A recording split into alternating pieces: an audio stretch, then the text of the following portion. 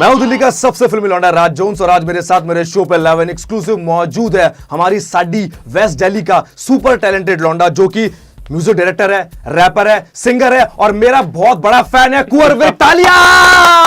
Thank you so much. क्या हाल चाल पाजी? ये भाई मेरे रस हैं, मैं इनका फैन हूँ। और बिस्किट कौन है फिर? बिस्किट अभी ये हमारे भाई लोग। तो पाजी की हाल चाल कैसे हो? बिल्कुल बढ़िया, तो ही सुनाओ। बहुत बढ़िया पाजी, आपके स्टूडियो में बैठे हैं जहाँ पर म्यूजिक बनता है, तो मतलब मुझे बहुत अच्छी फील आ रही है। आप मुझे भी बहुत खुशी हो रही है, मेरा भाई आज मेरे पास आया है। सही बात है, बहुत खुशी हो रही है भाई। ओके तो पाजी स्टार्ट करते हैं। देखो आपका गाना है सिरा जट। हाँ जी, बहुत जबरदस्त गाना हिट हो रहा है। आई थिंक 22 लाख से ऊपर व्यूज हो गए। अभी मैंने देखा थोड़ी देर पहले।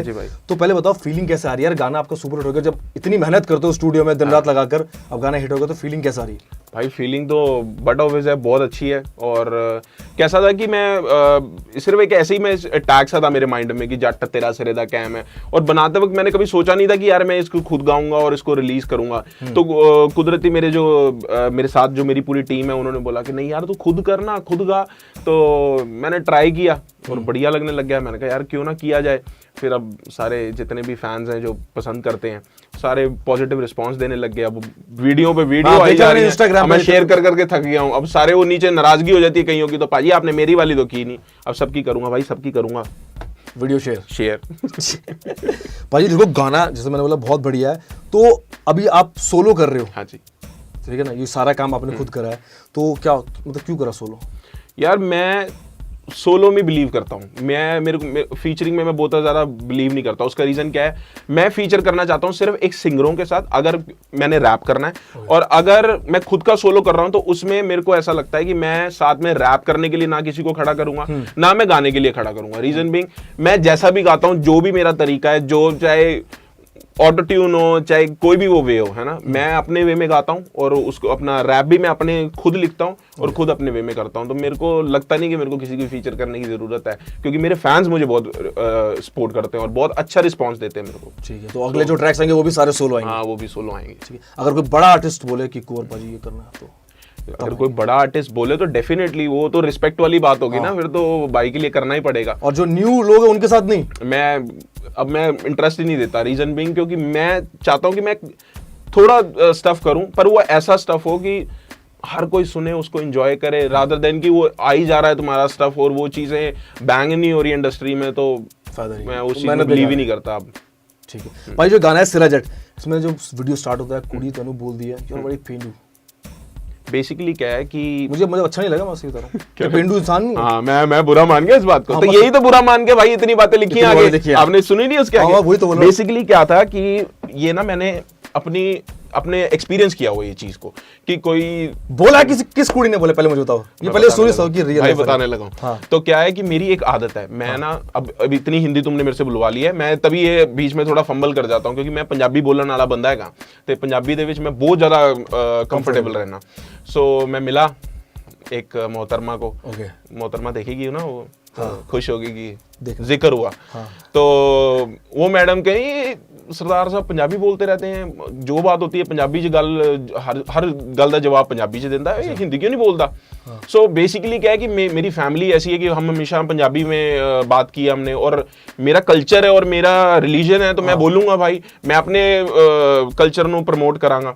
सो कोई भी गल होंदी मेरे निकल ही जाती है। तो शी वाज लाइक कि बहुता पेंडू, मतलब कि हर गल पंजाबी। फिर मैं कहा मैडम ठहर सही, फिर मैंने टैग आया था मेरे माइंड में।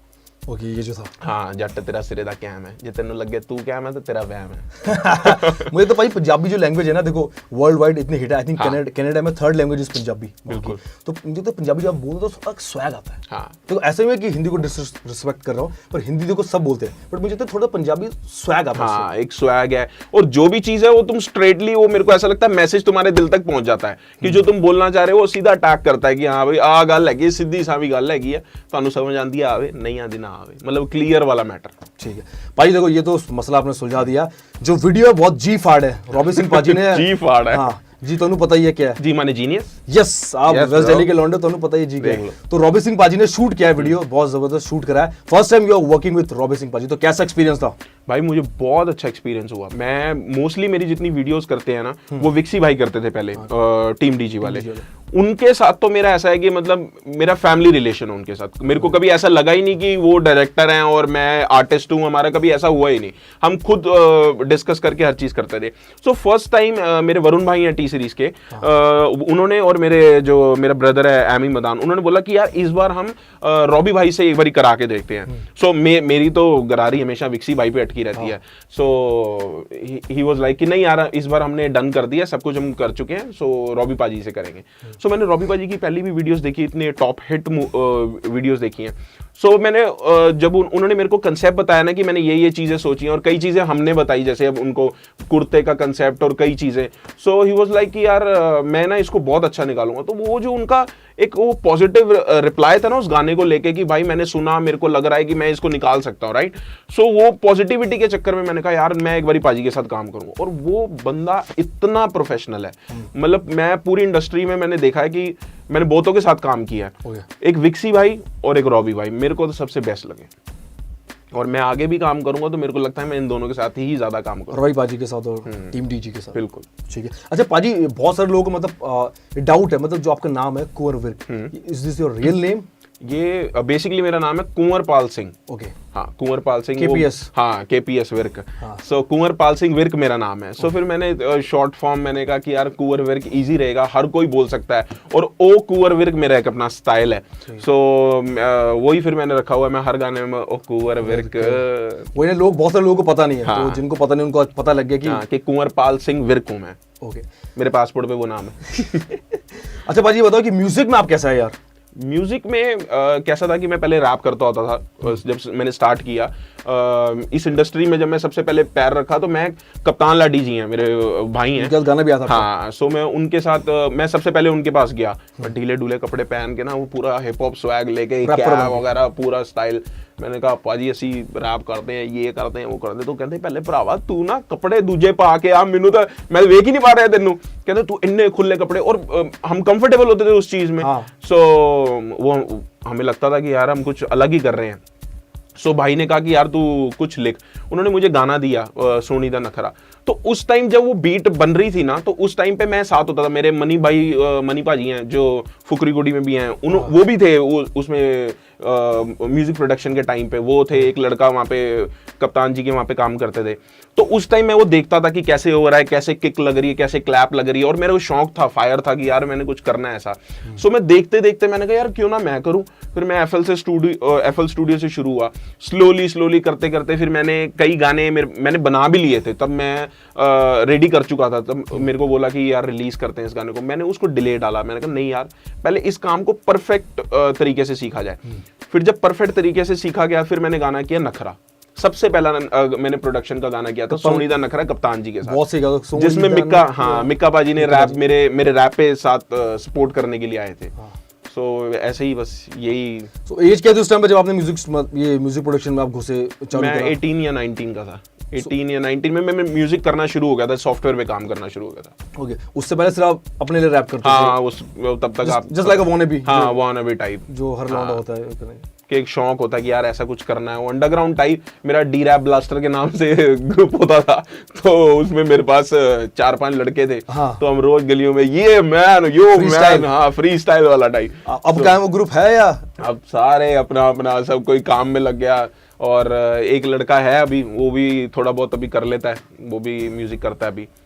तो उसमें मेरे को लगता है पूरे ग्रुप में सिर्फ मैं और वो लड़का ही लिख ले हैं, आगे और कोई तो बाकी सारे छोड़ छाड़ के। हाँ ठीक है भाई, आपकी इंस्पिरेशन कौन कौन थी? देखो जैसे आपने 18 साल की उम्र में आपने म्यूजिक बनाना शुरू करा, होता ना कि देखो आप इनसे इंस्पायर हो, आपकी इंस्पिरेशन कौन कौन थी? यार बेसिकली कैसा था, इंस्पिरेशन मेरा जो बेसिकली मोटिवेट करती हो आपको। हाँ, जो मोटिवेट मेरे को, मैं म्यूजिक ना हर एक इंटरनेशनल आर्टिस्ट के सुनता था। मतलब ऐसा नहीं है कि मैं एक पर्टिकुलर बंदे की सुनता था कि जी मैं इसका डाई हार्ड फैन था, है ना।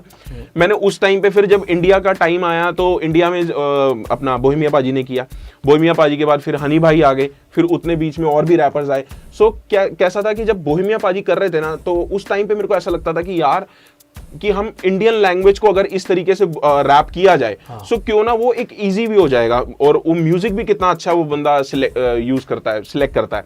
सो उसके बाद फिर अपना हनी भाई आए। तो ऐसे करते करते मेरे को ये अपने इंडियन आर्टिस्टों से मुझे ऐसा लगने लगा कि यार कुछ ऐसा करना चाहिए म्यूजिक का, और फिर उससे टोन्स पता लग गई कि यार यहाँ की जो इंडस्ट्री है, जो यहाँ की मार्केट है, वो ये सब चीजें मांगती है। सो बेसिकली आपको जब स्टार्ट करते हैं, आप इंटरनेशनल सुनते हैं, आप 24 घंटे इंटरनेशनल गाने सुन सुन के, तो आपकी एक वो माइंड ऐसा बना होता है, ये टोन्स वो टोन्स है ना। सो बेसिकली क्या होता है, आपको थोड़ा नॉलेज की जरूरत होती है कि यार इंडिया क्या मांगती है, राइट। सो वो सब मेरे को ऐसा लगता है कि इन लोगों से मेरे को एक फायर मिलती थी कि नहीं यार मैंने भी करना है। और इन लोगों से आपको इंस्पिरेशन मिली, फिर आपने इनसे इन चालू लोगों करा। से एग्जैक्टली। अच्छा, मैंने सुना कि पिताजी को मतलब वो खिलाफ थे आपके, आपने प्रूव करा म्यूजिक। बेसिकली क्या है कि मेरे फादर क्या स्टोरी थी? मेरे फादर हैं पॉलिटिशियन, वो थोड़ा सा वो पॉलिटिक्स वगैरह के उन सब चीज़ों में थे। सो उनको कभी लगा ही नहीं कि यार ऐसा कोई चीज़ होती है। और मैं स्टार्टिंग से ना, जब मैं रैप वगैरह करता था, तो उनको ये समझ ही नहीं आई। उनको हमेशा ऐसा लगा कि जैसे या तो ये बिल्कुल कोई घराने से ये सीखे म्यूजिक, या फिर ये मास्टर सलीम पाजी वहां गांदा होवे, है ना, या उस तरीके का कुछ करता हो। तो उनको मतलब एक्सपेक्टेशन ही नहीं थी कि यार ऐसा अर्बन स्टफ आजकल इस इंडस्ट्री में को एक्सेप्ट हो जाएगा। वो कहते रहे ऐदा थोड़ी ਹੁੰਦਾ है, ਉਹਦੇ ਗਰਾਰੀਆਂ ਸਿੱਖਣੀਆਂ ਪੈਂਦੀਆਂ, ये वो, ਤੂੰ ਲੱਗਾ ਹੈ ਕਿਹੜੇ ਇੰਡਸਟਰੀ 'ਚ। ਫਿਰ मैंने कहा कि मैं म्यूजिक करना चाहना। सो कहते मैं तो नहीं कभी तेनू बनाते वेख्या। सो फिर स्लोली जब मेरे गाने आने लगे, अब पिताजी मान करते हैं। फादर साहब का अब क्या रिस्पॉन्स है? अब तो बहुत मान करते हैं कि नहीं यार मेरा बेटा है। ऐसा ही होता है, तुम्हें पता ही है। वो तो विश्वास, उनको विश्वास हो जाता है कि नहीं यार है तो वाकई कर रहे हैं। हाँ, नहीं तो कि कोई उसे करने पर कर नहीं पा रहा है, टाइम वेस्ट हो रहा है, कुछ और कर रहा है। पाजी 18 साल की आपने स्टार्ट किया था, अब आपकी क्या एज है? अब मेरी 25 है, यानी कि कितने 6 साल ना? 6-7 साल हो गए। 6-7 साल से आप काम कर रहे हो। कैसा रहा इंडस्ट्री में आपका एक्सपीरियंस, पहले बताओ। खाओ, कितना पॉजिटिव था, कितना नेगेटिव था? यार मैं ना हमेशा पॉजिटिव ही सोचता हूँ। मेरा जो सोचना है ना, मैं बहुत देसी माइंड का हूँ। अगर मेरी किसी से नहीं बनती ना, तो नहीं बनती, कहानी खत्म। हम ले पोचो करते ही नहीं कि भाई इससे बना लो या ये वो। सो मेरी कभी इंडस्ट्री से बिगड़ने वाला वो मैटर ही नहीं हुआ, या मेरे को कभी नेगेटिव रिस्पॉन्स ही नहीं मिला। रीजन बीइंग, मैंने जिस भी बंदे के साथ काम किया, अगर कप्तान भाई हैं, चाहे मैंने मस्ती पाजी के साथ काम किया, प्रीत भाई के साथ काम किया, फिर इन दौरान मैंने और कई ऐसे आर्टिस्टों के साथ काम किया, फिर मिक्का पाजी के साथ काम किया, तो मेरे को हर एक दौर पे सीखने को ही मिला। ठीक है। सो आज आपको पता है कि आप ये कलयुग है, तो आप हर बंदे के साथ अपना नेचर तो नहीं मिला सकते, बंदा आपका भाई बन जाए या कैसे। सो आप एक कमर्शियल लाइफ जी रहे होते हो, आपको सिर्फ समझना होता है कि यार ये कमर्शियल लाइफ है, जो आप सीख सकते हो वो सीखो और अपना आगे निकलो। मुझे तो यही सेंस लगता है कि रादर देन अपनी दुश्मनियां बनाओ किसी से। मेरी तो किसी से कोई दुश्मनी नहीं है इस पूरी इंडस्ट्री में। सो मतलब ज्यादातर आपको पॉजिटिव, हाँ पॉजिटिव ही रहा मेरा, स्टार्टिंग से ही पॉजिटिव रहा। नेगेटिव चीज़ दूर रहे। हाँ, और नेगेटिव होती है तो मैं उनसे डील ही नहीं करता, कभी साइड हो जाता है। साइड ही हो जाता हूँ। 6 साल से देखो आप काम कर रहे हो। सो मतलब जैसे आपने बोला कि मैंने काम दूसरों से इंस्पायर होकर मैंने सीखा, काम करा सीखा, खुद सीख रहे हो, खुद काम कर रहे हो। बिल्कुल। तो मतलब आपको स्ट्रगल करनी पड़ी। तो हर आर्टिस्ट का एक स्ट्रगल पीरियड होता है, चाहे वो कितना बड़ा आर्टिस्ट बाद में जाके बन गया हो, या अपकमिंग हो, या इन प्रोसेस हो। भाई पता है क्या स्ट्रगल पीरियड वाला ऐसा सीन है, चाहे वो आप अपने आप पे ले लो, ठीक है, कोई भी चीज होगी तो आपको उस चीज के लिए थोड़े एफर्ट्स तो करने पड़ेंगे, राइट। चाहे वो किसी भी में है, तो आप उस चीज को स्ट्रगल, हम कहते हैं कि यार ये स्ट्रगल है, पर मैं नहीं मानता। रीजन बीइंग कि हमें कुछ भी करना है तो हमें आगे बढ़ने के लिए हमें 4 बंदों को मिलना पड़ेगा, 4 चीजें उनकी सहनी पड़ेंगी, 4 चीजें अपनी करनी पड़ेंगी। सो मेरे को लगता है कि स्ट्रगल वाला ऐसा कुछ नहीं है। मैंने जिनके साथ भी काम किया, मेरे को हमेशा कुछ सीखने को मिला, मेरा पॉजिटिव ही रहा। और मेरा हमेशा, मैंने जिस बंदे के साथ काम किया या उसको मैंने अगर रिकॉर्ड किया तो वो रिलीज भी किया। ऐसा नहीं हुआ कि यार रिकॉर्ड पड़े हैं वो रिलीज ही नहीं हो रहे, उन्होंने मेरे साथ ऐसा कर दिया, उन्होंने मेरे साथ ऐसा कर दिया। मेरे साथ कभी कोई गलत चला ही नहीं। रीजन बीइंग कि हम सही हैं तो हमारे साथ जग सही है। ये वाला सीन रहा। ओके। तो भाई जिन आर्टिस्टों के साथ आपने काम करा, उनके साथ एक्सपीरियंस कैसा रहा? एक्सपीरियंस तो यार भाई आप मिक्का पाजी ले लो, मिक्का पाजी से जो मेरे को एक्सपीरियंस मिला है, मतलब बेस्ट, कि वो एक ऐसे इंडस्ट्री के, मतलब मेरे तो बड़े भाई हैं, वो एक ऐसे इंडस्ट्री के किंग हैं कि वो जब आते हैं ना स्टूडियो, तो एक वो पॉजिटिव वाइब लेके आते हैं। उनमें खुद में एक पॉजिटिव वाइब होती है। वो देखो मैंने फोटो लगा रखी है भाई की। सो वो एक उनमें ना खुद में पॉजिटिविटी है। वो कुछ भी करते हैं ना, वो सीधा मतलब तैड़ फैड़ वाला बंदा, हाँ कि ये सब है, हाँ मेरे को ये चीज पसंद है, चला फटाफट वोकल करिए, ऐ करिए तो इन्हों रिलीज करिए। कि उसमें कोई ये नहीं कि यार ऐसे करेंगे जी, इसको ऐसे बहुत टेक्निकल नहीं करते। उनको ये होता है कि भाई ये मेरे को चीज़ समझ आ रही है, इसको इसमें थोड़ा फेरबदल कर और इसको कर ले, है ना। सो बेसिकली क्या मेरे को सीखने को मिला कि यार हमें ना चीज़ों पे ज़्यादा लटकना नहीं चाहिए। हमें लग रहा है ना कि ये चीज़ अच्छी तुम्हारे को तुम्हारा दिल कह रहा है कि भाई ये चीज कर ले, तो उसको कर दो। फिर उसके बाद कप्तान भाई मिले, कप्तान भाई से काफी सीखने को मिला। फिर मस्ती पाजी से तो बहुत कुछ सीखने को मिला, क्योंकि वो तो बहुत एक टैलेंटेड और रिस्पेक्टेड बंदे हैं। सो उनसे मेरे को कई चीजें ऐसी सीखने को मिली कि ये चीजें नहीं करनी चाहिए पब्लिकली, या ये ऐसा नहीं करना चाहिए। हम दिल्ली के लौंडे हैं, तुम्हें पता ही है, हमारा एक अलग सा ही स्टाइल होता है, गुस्सा भी हमारे में ज्यादा ही होता है। सो उन्होंने गालियां भी सो उन्होंने मेरे को समझाया, भाई ये सब नहीं किया करते, पब्लिक में आनी चीज करनी है, इदा नहीं। सो जिन्हां ਨੂੰ ਮੈਂ ਮਿਲਿਆ ਤੇ ਪ੍ਰੀਤ ਭਾਜੀ ਤੋਂ ਕਿੰਨਾ ਕੁਝ ਸਿੱਖਣ ਨੂੰ ਮਿਲਿਆ। ਸੋ ਮੈਂ ਜਿਨ੍ਹਾਂ ਨਾਲ ਵੀ ਜੁੜਿਆ ਨਾ, ਮੈਂ ਉਹਨਾਂ ਤੋਂ ਜੋ ਉਹਨਾਂ ਦੀ ਪੋਜ਼ਿਟਿਵਿਟੀ ਹੈ ਉਹ ਹਮੇਸ਼ਾ ਆਪਣੇ ਕੋਲ ਰੱਖੀ, ਤੇ ਜੇ 네ਗੇਟਿविटी है तो ਅਸੀਂ सत श्री अकाल करता। ठीक है, जैसे आपने अभी अशोक मस्ती पाजी की बात करी है, गिलासी 2 बनाया था आपने, मुझे एक बात बताओ, जो गिलासी 1 था तो इतना सुपर हिट था, हनी भाई का, अशोक मस्ती पाजी का, ठीक है, जब पार्ट 2 बनाया तो फट रही थी नहीं फट रही थी? भाई फटने वाला सीन नहीं था, बेसिकली ये सीक्वल बन ही नहीं रहा था, ये सीक्वल थोड़ी था। कैसा चक्कर था कि एक दिन क्या हुआ, अब गाने का नाम गिलासी 2 तो सबको ये लगा, बताता हूँ ना कैसा सीन हुआ उसका, कि एक बार मेरे को मस्ती पाजी का मैसेज आया कि ऐसे ऐसे, मैं पहले मस्ती पाजी को कांटेक्ट करता होता था कि पाजी मैंने आपका गाना करना है, ये है, क्योंकि मेरे को ना स्टार्टिंग से क्या लगा है कि वो एक ऐसा इंसान है, वो अपने आप को हमेशा अपग्रेडेड रखता है, हमेशा वो यही अपने आप को ना, मतलब वो एक स्टाइल रखते हैं कि एक आर्टिस्ट ना, जैसे फील आनी चाहिए किसी बंदे के से ना, कि आप अगर आप आर्टिस्ट हो और आप सामने खड़े हो तो पता लगना चाहिए, फील आनी चाहिए यार ये बंदा आर्टिस्ट है ना। सो मेरे को वो हमेशा पॉजिटिविटी लगी। सो मैंने उनको मैसेज किया, सो उनका फिर रिप्लाई नहीं आया, तब मैं उस टाइम पे सीख रहा था।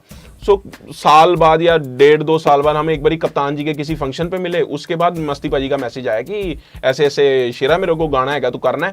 फिर हम पाजी नू मिले, मैं जो फर्स्ट टाइम पाजी नू मिलिया असी हमारी फर्स्ट मीटिंग हुई, पाजी ने कुछ अपने गाने सुनाए।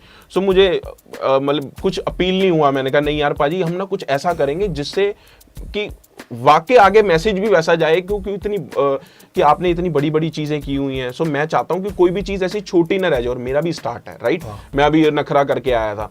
सो उसके बाद क्या हुआ, भाई ने मेरे को एक दिन फोन किया, पाजी ने कहा कि ऐसे ऐसे ना मेरे को गाना है, जदों गलासी खड़के नहीं विच तेरा ना बोले। मैंने कहा यार गाना तो बहुत अच्छा है। सो मैंने पूरा उसका स्केच बनाया, सब कुछ रेडी हो गया, पाजी ने आके डब किया, सब रेडी। तो पाजी का एक दिन मेरे को रात को फोन आता है, तो पाजी कहते हैं यार हम क्यों ना इसका नाम हम गलासी 2 रख लें। मैं कहा पाजी देख लो, मैं कहा सीक्वल बनाना नहीं चाहिए वैसे, क्योंकि वो हनी भाई ने बनाया था, तो मेरे को लगता नहीं है, आप बाकी देख लो आपको जैसा ठीक लगे। सो ही वाज लाइक कि नहीं हम इसका गलासी 2 रखेंगे, मेरे को बहुत पॉजिटिव वाइब आ रहे हैं। फिर जब उसको गलासी 2 रखा, फिर जब रिलीज किया, तो जो हमारे फैंस थे उन्होंने बहुत हमारे को पॉजिटिव रिस्पांस दिया उस गाने के लिए, और उसमें मेरा रैप बहुत सही था। सो फिर मेरे को म्यूजिक अच्छा मुझे पता नहीं कि देखो, जब आप जैसे सीक्वल कर रहे हैं, अब देखो फर्स्ट किया हनी भाई ने, तो आप पार्ट 2 आप कर रहे हो, देखो तो कि आपके कंधों पर रिस्पांसिबिलिटी होती है कि भाई उस लेवल का निकलेगा या नहीं निकलेगा। एग्जैक्टली भाई, रिस्पॉन्सिबिलिटी आप किसी भी बड़े आर्टिस्ट के साथ करते हो ना, तो आपकी रिस्पॉन्सिबिलिटी वहां से शुरू हो जाती है, ठीक है। मैं तो उस इंसान को ही नालायक कहता हूं कि आपके पास बड़ा आर्टिस्ट हो और अच्छा एक सीनियर आर्टिस्ट हो और आप उसके लिए मेहनत नहीं कर रहे। आप एक म्यूजिक प्रोड्यूसर, आपकी जॉब है कि इसको हमने बेस्ट बना के देना, ठीक है। वो आपने ये नहीं सोचना कि यार ये सीक्वल करने लगाऊं तो मेरे को इससे और बड़ा हो। आप कभी भी किसी चीज को किसी से बड़ा नहीं बना सकते, राइट। जो एक चीज बन गई वो बन गई, हर चीज अपने में बड़ी होती है, अपने में बड़ी होती है। सो आपने हमेशा, मैं इस सिस्टम पे बैठते वक्त एक ही चीज सोचता था, मेरे माइंड में हमेशा ये रहा कि यार जो मैं कर रहा हूं ना, वो एक अलग सा साउंड कर दे और एक अलग सा कुछ एक नाम दे दे, रादर देन कि मेरे को, मैं ये सोचता था कि भाई ये गलासी आया था, ये गलासी 1, अब मैं गलासी 2 बनाना चाहता हूँ। हनी भाई की हम रीस कैसे करें, है ना, कि हम जो वो भाई कर गए वो कर गए, राइट। अब सेकेंड टाइम मैं बोलूं कि भाई मैं ऐसा करना चाहता हूं, तो मैं वो उस फाइट में ही नहीं पड़ना चाहता। ठीक है, सही बात बोले। देखो पाजी, आप वो सिंगर हो, आप रैपर भी हो, खुद अपना लिखते भी हो, तो एज एन रैपर आप किन किन इंडियन रैपर्स को सुनते हो? एज ए रैपर मैं बादशाह पाजी नू भी बहुत सुनता, बादशाह पाजी दे मैनू रैप बहुत अच्छे लगते हैं, और हनी भाई, फिर अपना बोहेमिया पाजी। सो मुझे लगता है कि यार इनके रैप ना मुझे कहीं ना कहीं मेरे दिल पे भी अटैक करते हैं, और मुझे समझ पड़ते हैं कि हाँ यार ये ऐसा कुछ होना चाहिए। और अंडरग्राउंड में नेजी को सुनता हूँ। नेजी को मैंने आज से, जब उसने स्टार्टिंग में अपना चैनल खोला ही था यूट्यूब पे, सो उस टाइम में अपने जो मेरी टीम थी, मैं उनको दिखाता था कि यार ये एक ना लड़का है, क्योंकि मैं मुंबई उस टाइम था, तो मुंबई में ना वो ऊपर ट्रेंडिंग में या कुछ कोई सीन था, वो ऊपर आ रहा था यूट्यूब पे मेन पे। सो मैंने कहा कि यार लड़का तो बहुत अच्छा, वो जो उसका एक आफत नहीं, उसका एक गाना था जिसमें उसने पता नहीं ये पकड़ स्कूटी, ये चला स्कूटी, हाँ ये आफत ही है, आफत ही है, मुझे नाम नहीं पता उसका। सो उस टाइम मैंने कहा यार लड़के का जो एटीट्यूड है कैमरे को लेके और जो उसका स्टाइल है और जो एक नया स्टाइल से कर रहा है, जो उसका फ्लो है, मुझे बहुत कैची सा लगा। मैंने कहा यार ये बातचीत है लड़के में। और आज देख लो नेजी भाई अच्छा कर रहा है वो भाई, तो बहुत बिग आर्टिस्ट में बहुत अच्छा काम कर रहा है। और इस नेजी के अलावा और कोई? नेजी के बाद मैं ज्यादा रैपरों को सुना ही नहीं। रीजन बीइंग कि मुझे ना ये जो हेट स्पीच होती है ना गानों की, मुझे समझ ही नहीं पड़ती। रीजन बीइंग कि डिस ये जो चीजें ना कैसा है, ठीक है ये एक देसी हिप हॉप का कल्चर है, सब कुछ है ना, पर जो हम हैं थोड़े से जटाशाही दिमाग है ना, हम रैप करते हैं, हम करते हैं जटाशाही स्टाइल से, ठीक है। हमारी किसी से दुश्मनी है ना, तो हमने सामने खड़े होकर उसको जवाब देना है। हमने नहीं यूट्यूब पे पहले 8 घंटे टाइम वेस्ट करना, इस पे मैं गाना बनाऊंगा, फिर उस पे गुस्सा निकालूंगा, उसके बाद उसी इंसान के साथ ऑनलाइन फोटो डालूंगा, है ना, कि और थोड़े टाइम बाद कहीं आप उनको मिल रहे हो तो उसके बाद आप यूं करके फोटो डाल रहे हो। मेरे को समझ ही नहीं पड़ता। अगर हमारी किसी से दुश्मनी है तो हम सामने खड़े होकर थप्पड़ भी मार सकते हैं, कि हमें समझ पड़ता है कि भाई ये बंदे से हमारी नहीं बनती तो नहीं बनती, कहानी खत्म। हम ये नहीं कि उसके लिए मैं पहले यूट्यूब पे बैठा रहा हूँ, है ना, पूरी रात अपनी खराब करूं, क्योंकि मैं कमर्शियल एक लाइफ कर रहा हूं, राइट। आपको भी पता है कि आप देसी हिप हॉप, मैं मानता हूं ये एक कल्चर है, पर आपको इस जिंदगी को जीने के लिए कमर्शियल होना पड़ता है, ठीक है। आज जितने भी रैपर्स हैं उनको कमर्शियल होना पड़ रहा है। रीजन बीइंग कि आपको पैसा जरूरी है, आपको आपकी लाइफस्टाइल जरूरी है, फिर उसके बाद पब्लिक जो अब मांग रही है, जो दूसरी फैमिलीज हैं जो नहीं सुनती हिप हॉप, उनको तो नहीं ना मतलब उन चीजों से। सो बेसिकली क्या है, मेरा मोटिव है कि मैं कमर्शियल रहूं, जितना मैं कमर्शियल चीजें कर सकता हूं। और रैपर बहुत ज्यादा मैं सुनता ही नहीं, जो मेजर रैपर्स हैं उनको ही सुनता हूं, कि मेरे को जो चीज अपील करती है कि यार ये चीज अच्छा कर रहे हैं, और एक नेजी अच्छा कर ही रहा है, मैंने आपको बताया ही। ठीक है भाई। अच्छा भाई, फ्यूचर में किन किन आर्टिस्ट के साथ आप कोलैबोरेट करना चाहते हो? काफ़ी मेरे आर्टिस्टों के साथ कोलैबोरेशन आ रही है, और कई मेरे बॉलीवुड भी आर्टिस्ट हैं जिनके साथ मेरी कोलैबोरेशन है। बट जो मेरी चाहत है ना कि वो मौका मिले, पता नहीं वो कब मिलेगा मौका, कि गुरदास मान जी का मेरे को गाना करने को मिले। और मैंने ये पहले भी अपने एक इंटरव्यू में बोला था, तो वो मेरी एक चाहत है कि यार गुरदास मान जी का अगर गाना मिला ना, तो उस दिन लगेगा कि हाँ सफल हो गया काम सारा। मान साहब के साथ जिस दिन काम कर लिया, मान साहब के साथ जिस दिन काम कर लिया ना, उस दिन सारा कुछ सफल। सही बात है पाजी। देखो, और एक सलमान भाई के लिए गाना कर दिया तो सलमान भाई फिर तो उस दिन नेक्स्ट लेवल काम हो जाएगा भाई, टैग हो जाएगा। मैं उस बंदे का जो फैन हूं ना, मतलब कि एंड वाला काम है। आपके डोले देख के पता चल रहा है भाई। एक बारी क्या हुआ, हम मिक्का भाई के घर थे, तो मिक्का भाजी को ये जुम्मे की रात रिलीज होना था, तो मैं और मेरा ब्रदर एमी, हम दोनों मुंबई थे। सो ये HR स्टूडियो से सलमान भाई ने बाहर निकलना था। अब हमें पता लग गया सलमान भाई आए, क्योंकि मिक्का भाई ने कहा सलमान भाई आए हैं तो मैं मिलने जा रहा हूँ। अब हमने कहा भाई मिक्का भाजी हमारे को लेके नहीं जा रहे, क्यों नहीं लेके जा रहे भाई वहां पे, है ना। सो एक वो होता है ना कि यार सलमान खान देखना है भाई, सलमान खान कैसा लगता है, लाइव एंड एक्सक्लूसिव। सो मैं और मेरा ब्रदर हम दोनों ने कहा यार भाई हम जाएंगे, हमने तो देखना है, हम बाहर चले गए जी, हम बाहर देख रहे। तो जब वो सामने आया ना, तो वो जो एक कहते हैं ना गूज बम्स, और एक वो ऐसा होता है ना कि बंदा 2 मिनट के लिए स्टिल हो जाता है, सलमान भाई, है ना। और वो इतना खूबसूरत एक इंसान, और क्या उसकी बंदे की पर्सनालिटी, बात पर्सनालिटी की नहीं, एक उसका नेचर भी, जो कई चीजें वो करते हैं जो अपना चैरिटीज के लिए। सो एक ह्यूमन बीइंग, मतलब कि क्या ना, एक असली इंसान हमें सामने दिखा। सो वो चीज भाई होता है ना कि आप एक बार देख लो एक ऐसे बंदे को जिनको आप चाहते हो। सो मैं भाई का तो बहुत बड़ा फैन हूँ। ठीक है भाई, तो जैसा मेहनत कर रहे हो वैसा फ्यूचर में और अच्छा होगा। मान साहब के साथ सलमान भाई की फिल्मों के लिए आप गाने करोगे। अच्छा, तो मैं आर्टिस्टों के नाम नहीं बताया मुझे आपने।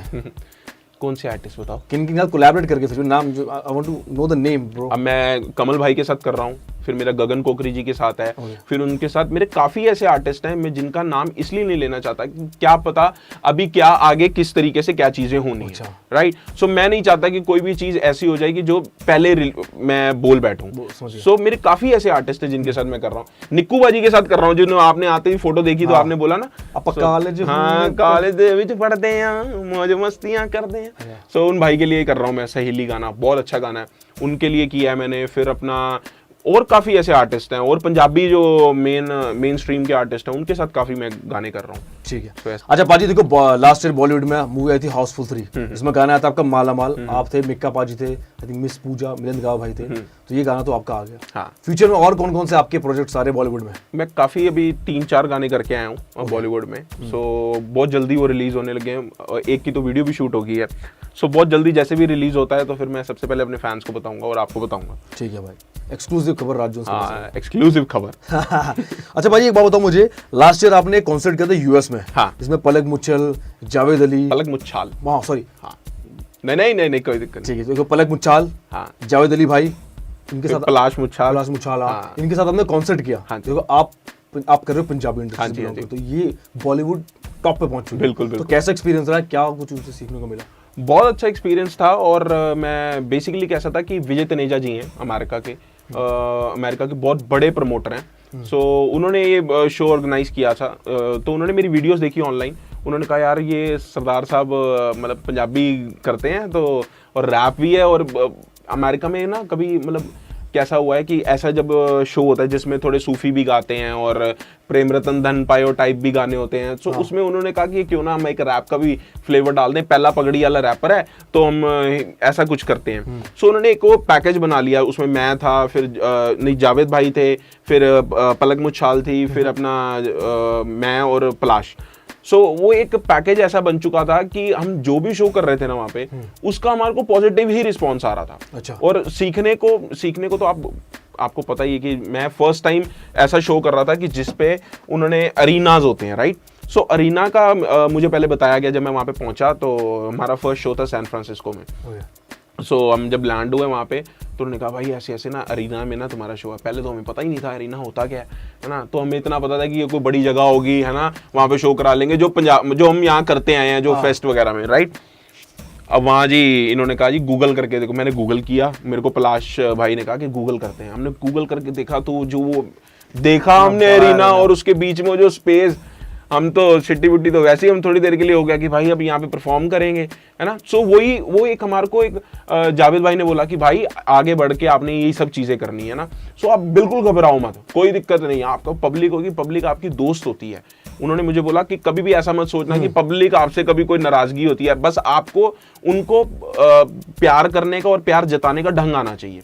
सो क्या होता था कि उस वहाँ पे शो पे प्लस पॉइंट ये होता था कि जब सूफी गाने हो गए या पलाश भाई ने कर लिया या पलक मुच्छाल जी ने कर लिया, तो वहाँ पे पंजाबी जब फ्लेवर ऐड होता था तो उसमें शोर शराबा ज्यादा हो जाता था कि पंजाबी बंदा आ गया है।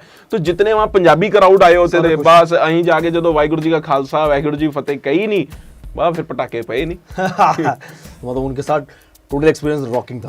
बहुत। और जावेद भाई के साथ तो मतलब कि लेजेंड है भाई, लेजेंड भाई। मतलब वो आज भी वो एक ऐसे इंसान है कि मुझे कभी फील ही नहीं हुआ उनके साथ आर्टिस्ट वाला टाइप। वो मेरे साथ हमेशा भाई की तरह रहे हैं, जबकि लाइक जावेद अली जी हैं और मैं सिंह हूँ, राइट। जो एक होता है, एक मेंटालिटी बनी हुई है कि जी अपना खान और सिंह इकट्ठे नहीं हो सकते, या अली जी और सिंह नहीं। पर उस इंसान ने मुझे जो 1 महीने प्यार किया, जो भाई है वो, मतलब भाइयों वाला प्यार है ना, 1 महीने प्यार किया, अगर तुम कहीं गलत लेके जाओ मुझे पता है ना। सो वो भाई ने जो मुझे मतलब रिस्पेक्ट दी पूरे शोज में और हर जगह पे, और मैं भाई से काफी कुछ सीखा कि जब वो परफॉर्म करने जाते हैं तो पहले वो नमाज पढ़ते हैं, पूरा पाठ करते हैं। तो वो चीजें उनकी पॉजिटिविटी देख के उसके बाद तो मेरा डर ही खत्म हो गया। मतलब हम दूसरे तीसरे शो के बाद तो मैं वेट करता था कि कब फटाफट स्टेज आए तो हम जाके पहले भंगड़े पाए। सो वो एक डर खत्म कर दिया। फिर पलक जी से मेरे को काफी कुछ सीखने को मिला, क्योंकि वो आपको पता ही हो क्या धमाकेदार है ना, जबरदस्त सिंगर है। सो उनसे सीखने को मिला कि यार एक कॉन्फिडेंस बना के रखो, अच्छा गाओ और लोगों के साथ इंटरैक्ट करो, लोग खुद इंजॉय करते हैं ना। सो हमारा यहाँ पे स्टार्टिंग में कैसा रहा है कि इंडिया का एक ऐसा सीन रहा है कि जब नाम हो जाता है तो फिर पब्लिक शो डालती है, तभी हम स्टेज पे चढ़ते हैं, चढ़ते ही बस धमाले और शुरू कर दो जी, ये पर मेक सम नॉइस और दिस एंड दैट, है ना। वहां पे सीन ऑपोजिट है, राइट। वहां पे आप जाके स्टेज पे खड़े होते हो, उनके साथ इंटरैक्ट करते हो, बात करते हो, तो वो एक फ्रेंडली सा माहौल बनता है ना। तो आपको सीखने को और कुछ मतलब और चीजें मिलती है कि यार ये नहीं है कि सिर्फ पब्लिक शो डाल रही हो तो जाके आप स्टेज पे खड़े हुए हैं ना, वो तो सबको एक मौका मिलता है। बट ये जो स्टेज है कि आप जा रहे हो, अपने बारे में इंटरैक्ट कर रहे हो, लोगों को फ्रेंड बना रहे हो अपने, फिर उसके बाद जब वो प्यार करते हैं, जब आप बैक स्टेज जाओ तो उसके बाद जब वो कई गिफ्ट लेके आते हैं, कई हमारे से ऑटोग्राफ्स लेते हैं, सो वो चीजें सीखने को मिली कि यार ये सब भी लाइफ है, राइट। कि ये नहीं कि हम बस स्टेज पे चढ़े और धमाका डाला और फिर जब कमरों में, वो वाला सीन नहीं। तुम्हारा टोटल वो उनके साथ बहुत अच्छा एक्सपीरियंस, बहुत अच्छा एक्सपीरियंस। ठीक है भाई, देखो जो आप 3 काम एक साथ करते हो, हाँ। सिंगर भी हो, आप लिखते भी हो, अपना लिरिसिस्ट भी हो, रैपर भी हो, म्यूजिक भी ना तो 4 हो गए यार, ये तो 4 हो गए भाई। ठीक है। तो अपकमिंग जो टैलेंट आ रहा है, अपकमिंग जो आर्टिस्ट आ रहे हैं, उनको आप क्या टिप्स देना चाहोगे as a music director, as a rapper, as a singer? यार एज अ म्यूजिक प्रोड्यूसर तो मैं एक ही चीज उनको जवाब देना चाहूंगा कि जो भी आप बना रहे हो, राइट, जो भी चीज आप बना रहे हो वो जब तक आपके दिल को फील नहीं कर रही ना, तब तक उसको रिलीजिंग वाले ट्रैक पे लाओ ही ना। ठीक है, कि उसको कभी ऐसा सोचना ही नहीं कि यार बस एक फटाफट गाना आ जाए, यार हम स्क्रीन पे आ जाए, है ना, 4 बंदे हमारे इंस्टाग्राम पे फॉलोवर बन जाएं, क्योंकि अगर इस मेंटालिटी से चलते हैं ना हम, तो कभी भी म्यूजिक आगे नहीं बढ़ पाएगा। उससे एक लिमिटेशन रह जाएगी, हाँ भाई ये भी आया, फ्लॉप हो गया गाना, है ना। सो एक चीज को चेंज करने, जैसे अब हनी भाई ने किया है ना, गाने आए तो दुनिया ने सुने, दुनिया फैन हुई, है ना, या बोहेमिया भाई ने कुछ किया तो लोगों ने सुना, या और बादशाह भाई कर रहे हैं तो वो लोग मतलब एक इंस्पायर होते हैं, है ना। सो बेसिकली क्या है कि जो म्यूजिक प्रोड्यूसर या रैपर या लिरिसिस्ट या सिंगर, उसका एक ही काम होता है कि वो जो भी करे ना, तो उससे एक मैसेज भी पहुंचे, ठीक है, और पॉजिटिव मैसेज रहे, और उसके बाद क्या रहे कि जो पब्लिक है ना वो तुम्हारे से इंस्पायर हो वो चीजें सुन के, रादर देन कि ऐसा ना हो कि अबे चल यार ये तो भाई ये तो क्या बनाया है ये बीटे, है ना। सो उससे क्या होता है कि इंडस्ट्री और पीछे जाती है। सो बेटर है कि बनाओ वो चीज, जब तक आपको दिल नहीं ना कहता आपका दिल कि यार ये चीज कर देनी चाहिए, तब तक उसको रिलीज मत करो। सो मेरा यही मैसेज रहेगा सबको। ओके, और पाजी अपने फैंस को क्या कहना चाहते हो जो आपको इतना प्यार करते हैं, आपको इतना सपोर्ट करते हैं? फैंस को तो मैं एक कोई गल कहना चाहूंगा कि मैनू इन्ना प्यार कर रहे हो और तुम सिरा जट नूं तो इन्ना अच्छा रिस्पॉन्स दे रहे हो, और कई मेरे फैंस मेरे तो नाराज हो रहे हैं, मैनू मैसेज करते हैं कि भाई तुम वीडियो बाइट शेयर नहीं कर रहे। सो हुण भरावा हौली हौली करूंगा ना, अद्धे घंटे बाद मैं पा देना सारिਆਂ ਦੀ वीडियो। सो हौली हौली मैं सारिਆਂ ਦੀ वीडियो शेयर करांगा। और कुछ मेरे स्टंटर भरा ने ਜਿਹੜੇ स्टंट कर करके मैनू वीडियो भेज रहे हो, भरावा ऐ ना करो कि ਤੁਹਾਨੂੰ ਲੱਗ ਗਿਆ ਤੇ ਤੁਹਾਡੇ ਫੈਮਲੀਆਂ ਨੂੰ ਸਾਰੀ ਜ਼ਿੰਦਗੀ ਲਈ ਰੋਣਾ ਹੋ ਜਾਣਾ ਉਸ ਚੀਜ਼ ਦਾ। ਸੋ ਉਹਨਾਂ को वो चीज़ करो कि ਜਿਹੜੀ चीज़ ठीक रहे, और ਮੈਨੂੰ भी इतना लगे कि हाँ यार मेरे फैंस जो भी कर रहे हो सेफ है और एक इंजॉयमेंट ਲਈ कर रहे हैं, राइट। अगर तुम करोगे, तुम जंपा करोगे तो यही वीडियो बाइट्स देख के होर भी लान लग जाएंगे, फिर एवं किसी के दुख सुख हो जाए। सही बात है भाई। सो मैं कभी भी प्रेफर नहीं करूँगा। सो मैं अपने फैंस ਨੂੰ यही कहूँगा, ਭਰਾਓ ਵੀਡੀਓ ਬਾਈਟਾਂ ਭੇਜੋ, ਮੈਂ ਮੰਨਣਾ ਤੁਸੀਂ ਪਿਆਰ ਕਰਦੇ ਹੋ, ਪਰ ਇਸ ਤਰੀਕੇ ਨਾਲ ਨਾ ਭੇਜੋ ਕਿ ਅੱਗੇ ਬੰਦਿਆਂ ਨੂੰ ਕਿਸੇ ਨੂੰ ਨੁਕਸਾਨ ਹੋ ਜਾਵੇ। सही बात। So thank you so much but ਤੁਹਾਡੇ ਇੰਨੇ ਸਾਰੇ ਪਿਆਰ ਦੇਣ ਲਈ। भाई जिनका वीडियो शेयर नहीं कर पा रहे उनके लोग, उनको मतलब मैं खुद बोलना चाहूंगा भाई, नहीं मैं करांगा, सारे दी शेयर करांगा भाई, आगे और गरीब आएंगे तो उस टाइम पे बनाना। भाई मैं एक ऐसा आर्टिस्ट हूँ कि मैं अगर मेरे को मैसेजेस भी आ रहे हैं ना, मैंने हमने टाइम बनाया हुआ है पूरी टीम ने कि हम 6 दिन का टाइम ले रहे थे, ठीक है। अब हमारा एक दिन, कल 6 दिन हो जाने मेरे गाने को खुले हुए, उसके बाद मैं सबके मैसेजेस जो इनबॉक्स मैसेज हैं वो मैं डालने बंद कर दूंगा। पर मैंने पूरे 6 दिन तक, मेरे को अगर किसी ने गुड भी लिखा कि बहुत सोना सॉन्ग या मजा आ रहा है, या मैंने उसके सबके स्क्रीनशॉट, हमारी टीम ने स्क्रीनशॉट लिए, उसको थैंक्स किया, और सबके हम स्क्रीनशॉट उनको हम शेयर भी कर रहे हैं, चाहे मेरा इंस्टा है, चाहे मेरा स्नैपचैट है, चाहे मेरा ट्विटर है, चाहे मेरा फेसबुक है, हम हर जगह शेयर कर रहे हैं। अगर वो गुड कह रहे हैं तो, वीडियो बाइट भेज रहे हैं तो, कोई भी चीज हो रही है जहां हमें लग रहा है कि यार हमारा फैन हमारे को कुछ कहना चाह रहा है या हमारे को अप्रिशिएट कर रहा है हमारे काम के लिए, सो हमने वो चीज को शेयर किया, पब्लिकली दिखाया कि देखो यार कुछ भी, क्योंकि आपको पता है यूट्यूब का कैसा सीन चल रहा है, राइट। आपको पता लग रहा है कि चाइना जापान बहुत हो गया हमारा इंडिया ना, डिजिटली, हाँ डिजिटल हो गया है ना। सो कैसा सीन है कि फेक काफी चीजें हो गई हैं हमारे डिजिटल में। सो बेसिकली मेरा वो मैसेज डालने का रीजन भी यही है कि मेरे जो और फैंस हैं उनको ये ना लगे कि यार कहीं ये भी नहीं उन यूट्यूबर की तरह तो नहीं कि जिनके व्यू बढ़ी जा रहे हैं फेक व्यूज। भाई एक मुझे बताओ, बात करो तो अच्छा वैसे निकल गया।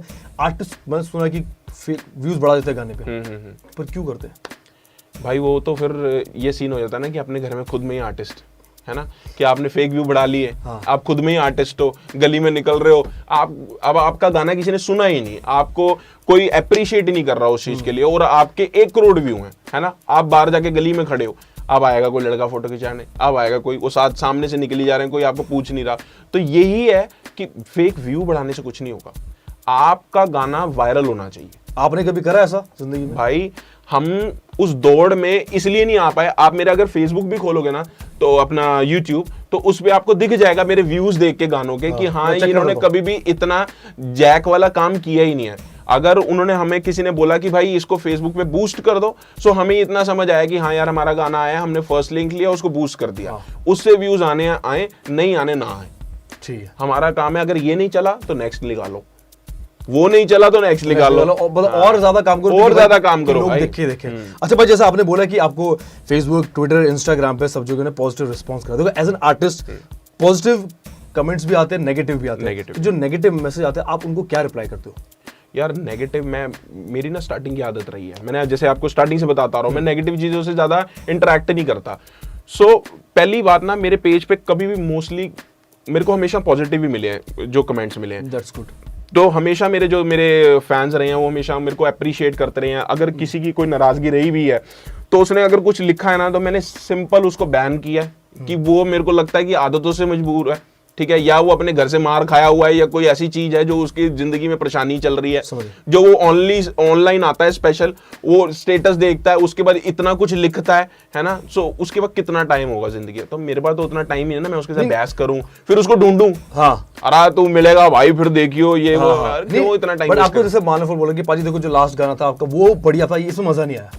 यार देखो ये चीजें तो ये मतलब इसको ये नहीं कह सकते कि हमारे को बैड कमेंट्स हैं, ये चीज है। अब जो कॉमन पब्लिक है वो नहीं बताएगी तो कौन बताएगा कि भाई मेरे को ये चीज तेरे से एक्सपेक्टेशन नहीं है, मेरे को इस चीज में तू ये चीज इंप्रोवाइज कर, राइट, रादर देन कि आप अपनी मर्जी से कर रहे हो, है ना, और पब्लिक बता नहीं रही आगे से। सो बेसिकली मेरे फैंस का ऐसा रहा है, मैं ये नहीं सोचता कि मेरे फैंस मुझे ये लिखते रहे पाजी आज तक आती, राइट। मेरे को मेरे फैंस से ये भी चाहिए कि यार कुंवर पाजी आप ये भी चीज कर सकते हो, है ना, ये चीज ट्राई कर सकते हो। सो मेरे को ये पता होना चाहिए कि यार मेरे फैंस ये चीजें चाह रहे हैं, so that's call it feedback, right.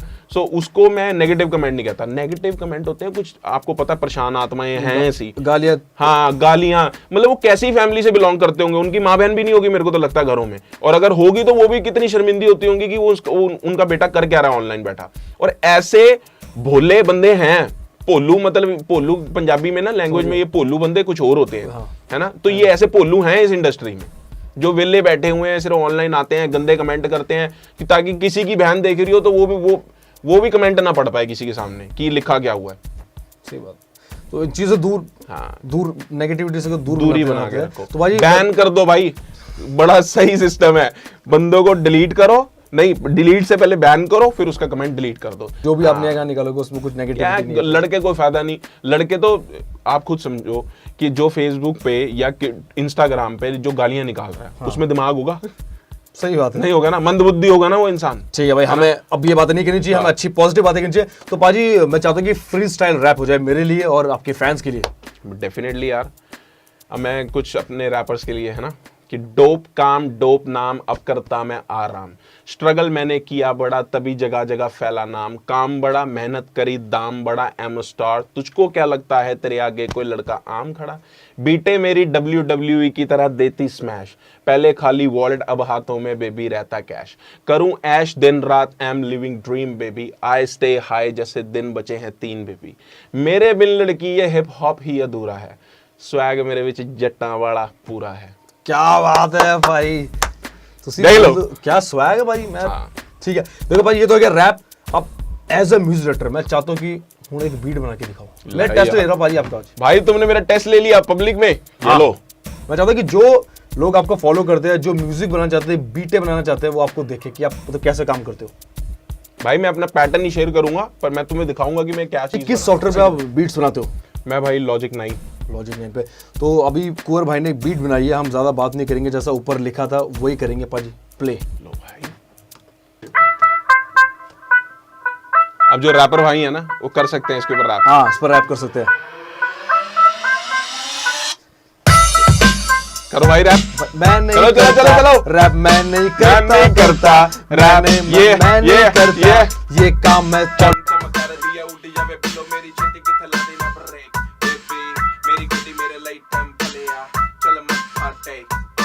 जब मेरे नाल सीट ते जस्ट लगे यार रिपीट ते लोकी करी जाते मेरी गड्डी दी तारीफा I know it's great dope काम डोप नाम अब करता मैं आराम स्ट्रगल मैंने किया बड़ा तभी जगह जगह पहला नाम काम बड़ा मेहनत करी दाम बड़ा एम स्टार तुझको क्या लगता है तेरे आगे कोई लड़का आम खड़ा भाई कुछ करो ना तुम। मैं क्या करूं इस बीट पे, मुझे कुछ नहीं आता मैं गाता, मैं बस इंटरव्यू लेना आता। सो ये बीट आपने सुनी है, ये एक और पाजी एक्सक्लूसिव मुझे देंगे, इस पे अगर आप रैप करना चाहो तो हम आपको मौका देंगे। थैंक यू पाजी फॉर दिस ऑसम इंटरव्यू, और बहुत अच्छी बीट है आपने। आपको मिलके पहले तो जब भी और अच्छा काम करो पाजी, और जबरदस्त काम करो, और मतलब जी फाड़ काम करो। मतलब थैंक यू भाई। जी माने Genius. Thank you so much. सत श्री अकाल दोस्तों, मैं था अपना कुंवर विर्क एंड आपने अभी देखा मेरा लाइव और एक्सक्लूसिव इंटरव्यू, वो भी दिल्ली के सबसे फिल्मी बंदे राज जोन्स भाई के साथ। सो फटाफट टाइम मत लगाओ, फटाफट यूट्यूब पे जाओ और सब्सक्राइब कर दो भाई का चैनल। हाँ भाई, अब तो पाजी नहीं बोलते तो सब्सक्राइब करो, दिल्ली का सबसे फिल्मी लौंडा राज करो भाई को। Keep supporting Raj Jones and Kunwar Virk.